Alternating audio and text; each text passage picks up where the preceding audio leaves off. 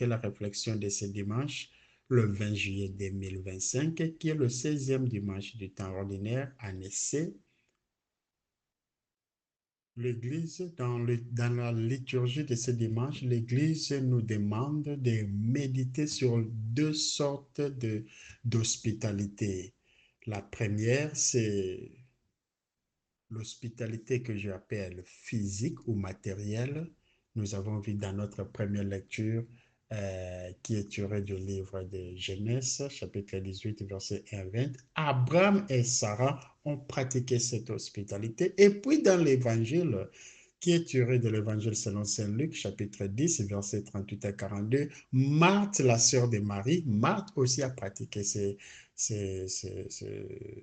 cette hospitalité matérielle ou physique. La deuxième hospitalité, c'est l'hospitalité que j'appelle spirituelle. Et dans l'évangile, c'est Marie, la sœur de Marthe, qui a pratiqué cette hospitalité. L'Église nous demande de réfléchir, de méditer et de pratiquer ces deux hospitalités parce que les deux représentent notre vie chrétienne, c'est-à-dire l'hospitalité matérielle ou physique représente l'aspect actif de notre vie chrétienne et l'hospitalité spirituelle représente l'aspect contemplatif de notre vie chrétienne. Revenons sur notre évangile. L'histoire nous présente que Luc nous raconte que Jésus et ses disciples étaient en voyage. Et retenons bien, comme je l'ai déjà dit dans mes réflexions précédentes, ce voyage, c'est très important pour Jésus. C'est un voyage qui va aboutir, ils partent à Jérusalem. Et ce voyage va aboutir à la crucifixion disons, à la mort, à l'arrestation, la mort, la passion, la mort et la résurrection de Jésus. Donc, le mystère pascal. Jésus est en train d'aller vers la fin de sa vie terrestre. Au cours des routes, ils ont fait un scale ou un stop.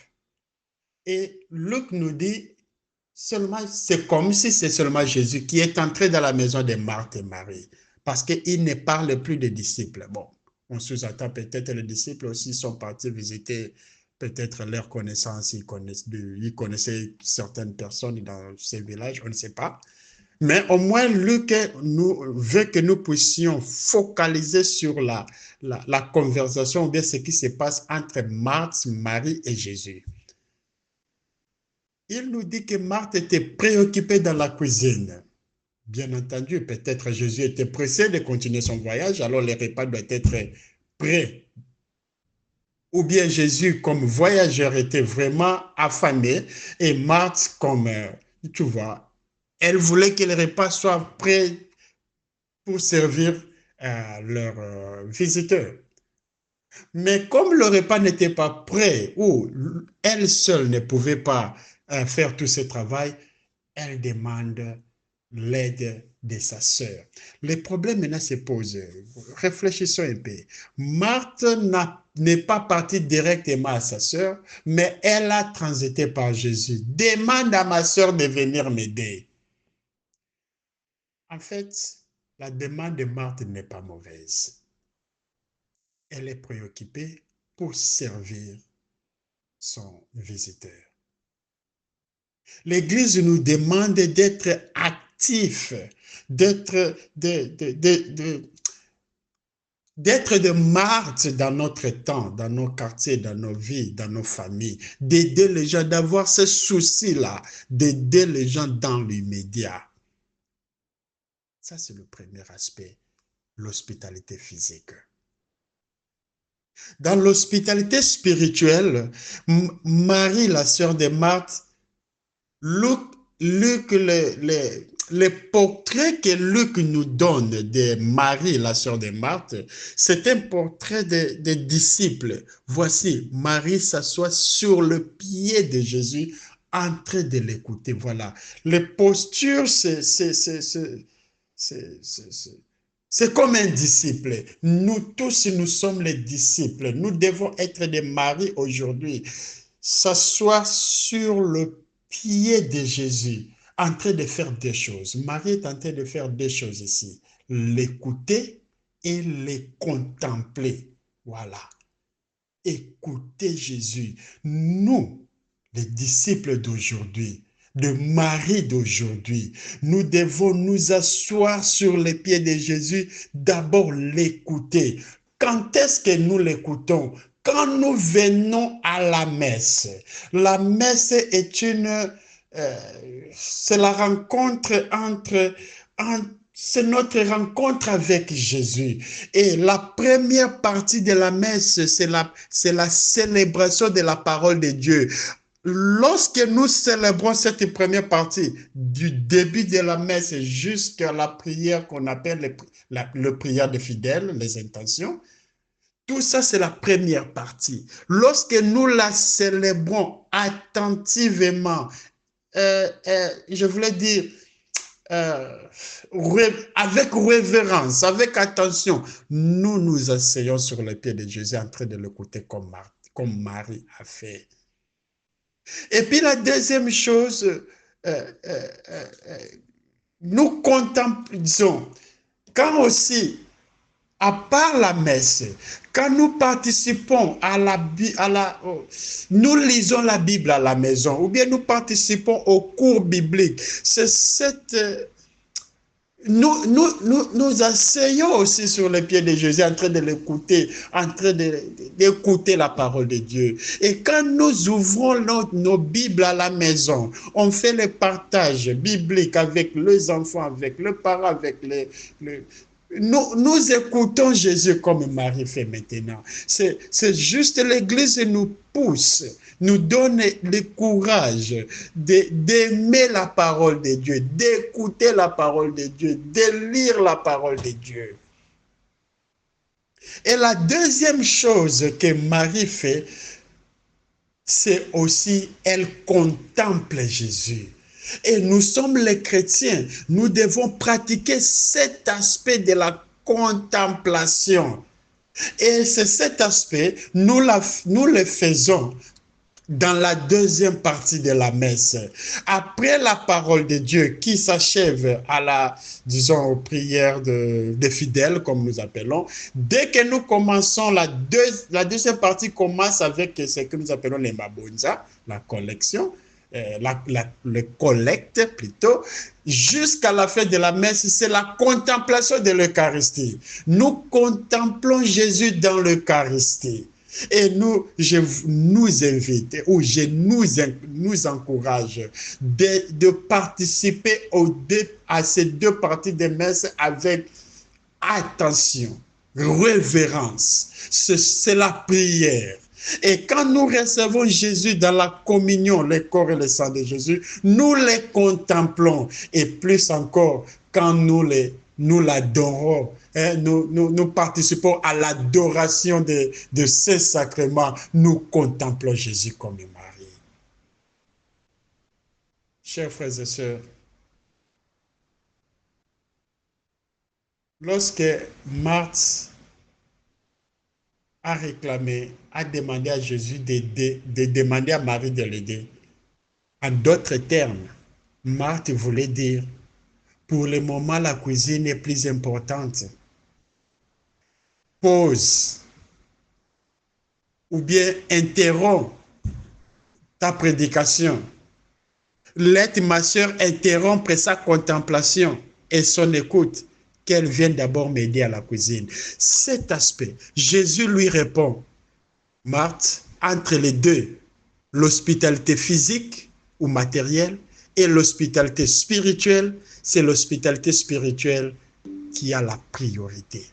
Jésus ne veut pas dire que l'hospitalité matérielle est mauvaise, non. Mais il a dit la priorité. Quand il y a un conflit, quand il y a la comparaison entre les deux hospitalités, l'hospitalité spirituelle a la priorité. C'est-à-dire, nous devons notre priorité, c'est le salut de nos âmes. L'âme a la priorité par rapport au corps physique. Chers frères et sœurs, je nous encourage de participer aux messes, c'est-à-dire surtout les messes de dimanche. C'est là où nous recevons la nourriture spirituelle pour nos âmes.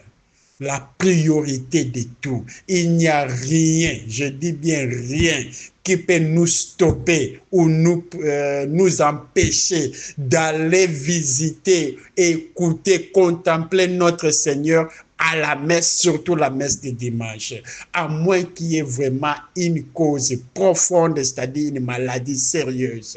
Il n'y a pas de rendez-vous, il n'y a pas de COP, il n'y a pas d'activité de business ou de quoi qui peuvent nous empêcher d'aller faire l'expérience extraordinaire spirituelle, la nourriture de nos âmes, qui est la messe.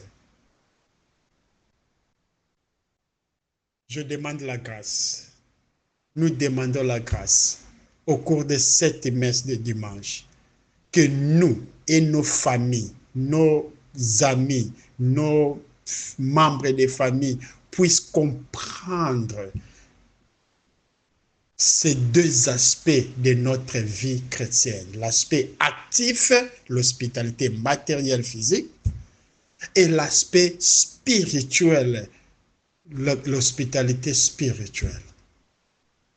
Quand nous regardons bien les deux histoires, dans la première lecture, les gens que Abraham et Sarah ont aidés, ils étaient le pèlerin, les voyageurs.